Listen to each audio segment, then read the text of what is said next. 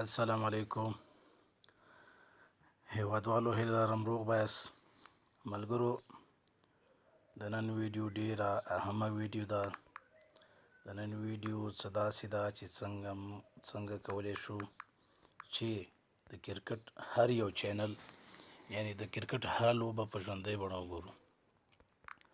نو ملګرو، ما نن تاسو ته داسې اپلیکیشن راوړی دی چې د نړۍ، یعنی د کرکټ هر چینل تلویزیون په دې کې وغواړئ تاسو شته دی لایو یې کتلی شئ. نو دې لپاره ملګرو تاسو ګوګل ته راشئ، دلته به ولیکئ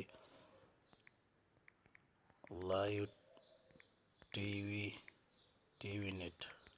ملګرو لایو مو چې ولیکه، لایو نیټ ټي وي مو چې ولیکه ملګرو، ګورئ دا به سرچ کوي. دا زه سرچ کوم. نو ملګرو دغې پاس دغه سر په تاسو کار نه لري، تاسو به لاندې راشئ. زه راځم ملګرو، تاسې به دغه اپلیکیشن ډاونلوډ کړئ. ګورئ دغه 2013 اپلیکیشن به تاسو ډاونلوډ کړئ ملګرو. آیفون دپاره هم لري. ګورئ ملګرو دغې باندې به تاسو کلیک وکړئ. ما پې کلیک وکړو. ګورئ ملګرو دلته مو چې کلیک وکړو را به شئ، لاندې به راشئ. دغه اپلیکیشن دی لایو نیټ ټي وي. دغه ډاونلوډ لایو نیټ ټي وي اے پي کې دغې باندې به تاسو کلیک وکړئ، نو ستاسو ډاونلوډ به شروع شي. که چېرته مو ډاونلوډ نه شو کړی یا مو بل څه مطلب ملګرو، زما د واتساپ نمبر په نور یوټیوبګانو کې هم شته دی، نو زه به یې تاسو ته بیا در ولیږم که مو نه شو کړی ډاونلوډ. نو راځو ملګرو څنګه د دغې څخه ګټه واخلو. را به شئ، دغه اپ ما ډاونلوډ کړی، دغې باندې کلیک کوم. کلیک نه بعد ملګرو تاسې ګورئ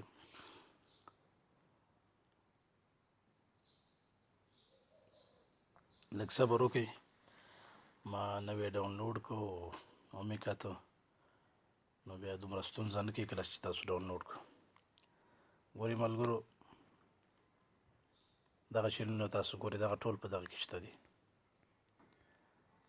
کوم فلم غواړئ، کومه شو غواړئ، نو دې سره زما کار نشته دی. دغه سره دغه ګورئ ملګرو دغه پاس لیکایي به تاسو دغسې بوځئ.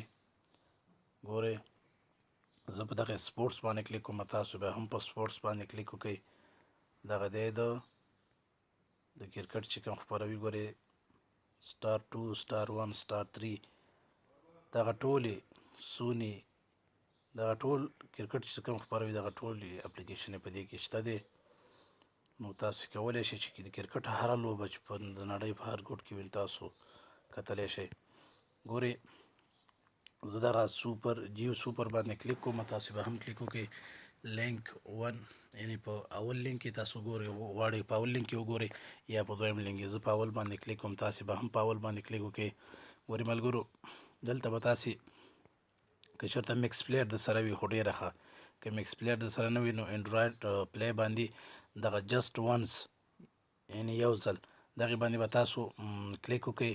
که غواړئ چې دغه تاسو ته یعنې د ویډیو په اول قدم کې دغه لیکایي تاسو ته راشي، که نه راځي نو آلویز باندې به کلیک وکړئ، بیا به تاسو ته دغه نه راځي.